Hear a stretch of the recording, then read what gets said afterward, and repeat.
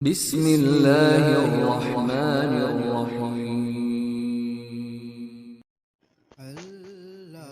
حضرت صلی اللہ علیہ وآلہ وسلم سے سنا، آپ صلی اللہ علیہ وآلہ وسلم فرماتے تھے، حلال کھلا ہوا ہے اور حرام بھی کھلا ہوا ہے، اور ان دونوں کے درمیان بعض چیزیں شبہ کی ہیں جن کو بہت لوگ نہیں جانتے کہ حلال ہیں یا حرام۔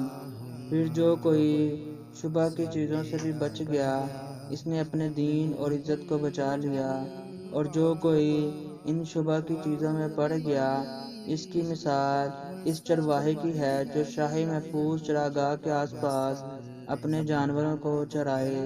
وہ قریب ہے کہ کبھی اس چراگاہ کے اندر گھس جائے اور شاہی مجرم قرار پائے۔ سن لو، ہر بادشاہ کی ایک چراگاہ ہوتی ہے، اللہ کی چراگاہ اس کی زمین پر حرام چیزیں ہیں، پس ان سے بچو۔ اور سن لو، بدن میں ایک گوشت کا ٹکڑا ہے، جب وہ درست ہوگا سارا بدن درست ہوگا، اور جہاں بگڑا سارا بدن بگڑ گیا۔ سن لو، وہ ٹکڑا آدمی کا دل ہے۔ صحیح بخاری، حدیث نمبر 52۔